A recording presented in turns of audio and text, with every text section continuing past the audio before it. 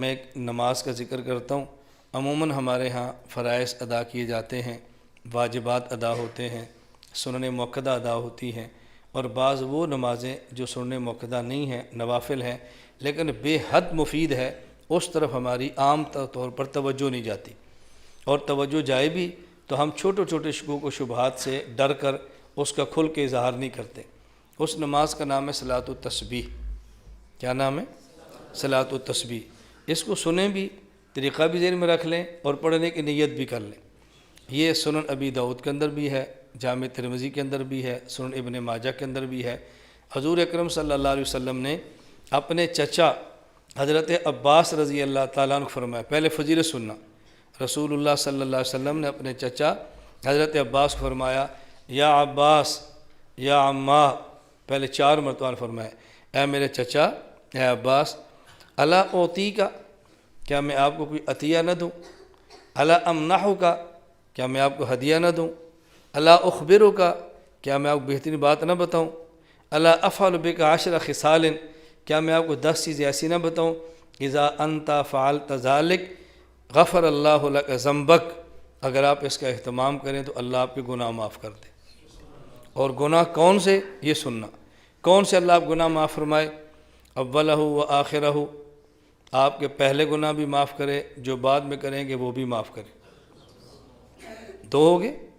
وقدیمہ و حدیثہ، جو پرانے ہیں وہ بھی معاف کر دے، جو نئے ہیں وہ بھی معاف کر دے۔ کتنے ہو گئے؟ 4 ہو گئے۔ خطاہ و عمدہ، جو آپ نے بھول کر کی وہ بھی معاف کر دے، جو جان بوجھ کر کی وہ بھی معاف کر دے۔ کتنے ہو گئے؟ گنتے جائیں، کتنے ہو گئے؟ 6۔ اور فرمایا صغیرہ و کبیرہ، جو آپ کے چھوٹے ہیں وہ بھی معاف کر دے، جو آپ کے بڑے ہیں وہ بھی معاف کر دے۔ کتنے ہو گئے؟ 8۔ فرمایا سرہ و علانیتہ، جو آپ نے چھپ کر کی وہ بھی معاف کر دے، جو سب کے سامنے کی وہ بھی معاف کر دے۔ کتنے گناہوں کی معافی کا وعدہ ہو رہا ہے؟ 10۔ اور وعدہ کرنے والے کون ہیں؟ رسول اللہ صلی اللہ علیہ وسلم۔ اللہ کے نبی کی زبان پہ یقین ہونا چاہیے، خدشات میں کیوں پڑھتے ہیں؟ فرمایا چچا اگر آپ اس کا اہتمام فرما لیں تو اللہ آپ کے 10 قسم گناہ معاف فرما دے گا۔ اولہ و آخرہ، پہلے اور بعد والے، قدیمہ و حدیثہ، پرانے اور نئے، خطاہ و عمدہ، بھول کر اور جان بوجھ کر جو کیے، صغیرہ و کبیرہ، چھوٹے اور بڑے، اور سرہ و علانیتہ، چھپ کر کیے اور ظاہراً کیے، اللہ سارے گناہ معاف کر دے گا۔ وہ کیا کریں؟ فرمایا کہ آپ 4 رکعت نفل پڑھ لیا کریں، توجہ رکھنا ہے۔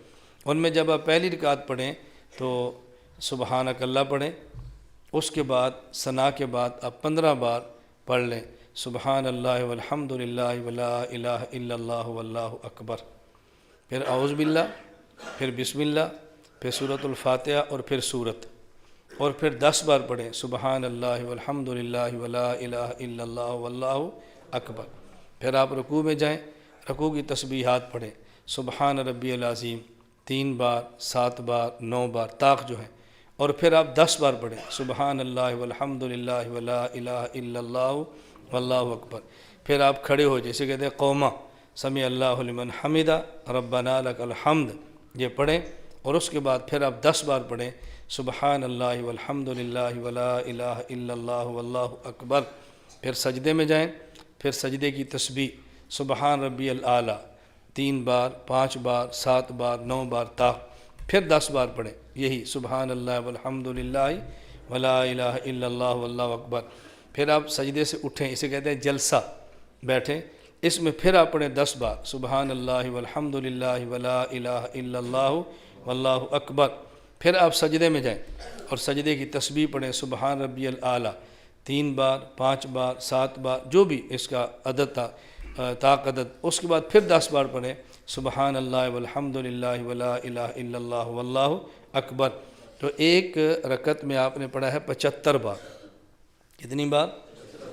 10 بار ثنا کے بعد، 15 بار ثنا کے بعد، 10 بار سورت کے بعد، گنتے جائیں کتنے ہو گئے؟ 25۔ 10 بار سجدہ یا رکوع میں، کتنے ہو گئے؟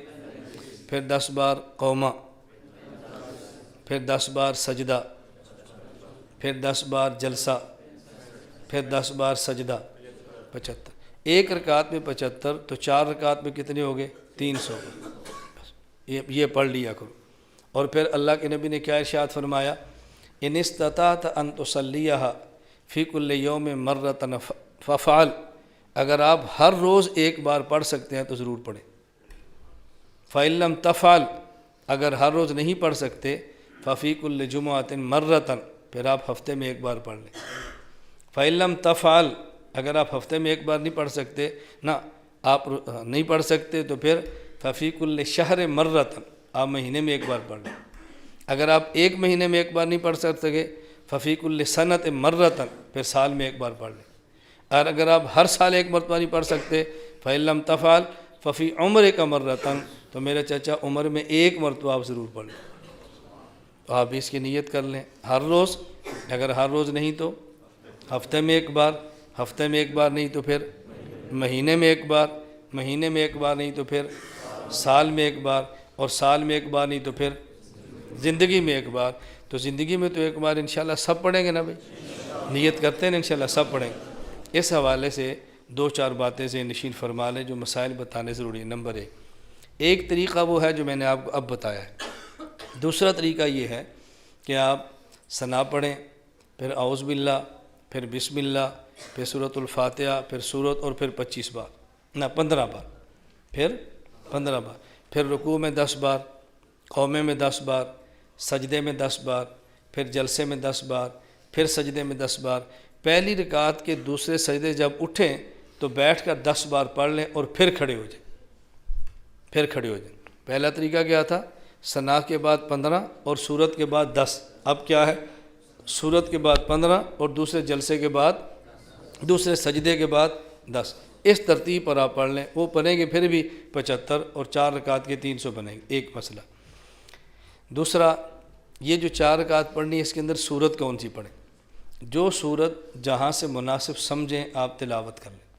بعض مشائخ کی رائے یہ ہے کہ اذا زلزلت الارض زلزالہا والعادیات ضبحا، اور الہاکم التکاثر والعصر، قل یا ایھا الکافرون، اذا جاء نصر اللہ، قل ھو اللہ احد، ان میں سے 4 صورتیں پڑھیں۔ بعض کی رائے یہ ہے، باقی آپ کوئی صورت بھی پڑھنا چاہیں تو پڑھ سکتے ہیں۔ نمبر 3، اس کے پڑھنے کا سب سے بہتر وقت زوال کے بعد ظہر کی نماز سے پہلے، جب ظہر کا وقت شروع ہوتا ہے ظہر کی نماز سے پہلے، یہ سب سے بہتر وقت ہے۔ اگر اس کے علاوہ کسی وقت میں بھی پڑھنا چاہیں، 3 مکروہ اوقات نہ ہوں، سورج نکلتے وقت، سورج ڈوبتے وقت، اور زوال کے وقت، کسی وقت بھی آپ پڑھ سکتے ہیں۔ چوتھا مسئلہ، یہ آپ نے 300 کا عدد پورا کرنا ہے، اور اگر کسی موقع پر بھول جائیں، 10 بار رہ جائے، تو اس کو اگلے رکن میں پورا کریں۔ اگلے رکن کا معنی، مثلا آپ نے قیام میں پڑھنا تھا 15 بار اور پڑھ لیا 10 بار، 5 بار رہ گیا، تو رکوع میں 5 مرتبہ مزید پڑھ لیں۔ اگر رکوع میں رہ گیا، اس کے بعد قومہ ہے، قومے میں نہیں پڑھنا، یہ واجب ہے، رکن نہیں ہے، رکن میں پڑھنا ہے۔ نہ تو قومے میں پڑھنا ہے، نہ ہی 2 سجدوں کے درمیان جلسے میں جو رہ گیا اس کو پڑھنا ہے، نہ ہی 2 سجدوں کے بعد جب بیٹھے رہ گیا تو وہ پڑھنا ہے۔ یا قیام میں پورا کریں، یا رکوع میں پورا کریں، یا سجدے میں پورا کریں، اور یا آخری اتحیات میں بھی پورا کر سکتے ہیں۔ کیوں؟ آخری اتحیات فرض ہے، اور وہاں آپ پڑھنا چاہیں تو وہاں بھی پڑھ سکتے ہیں، درمیان میں جگہوں پر نہ پڑھیں۔ ان چیزوں کا آپ خیال کریں کہ میں نے چند ایک اس کے متعلق آپ کو مسائل بتائے ہیں، اور اس حوالے سے جماعت نہ کرائیں، اکیلے اکیلے پڑھیں۔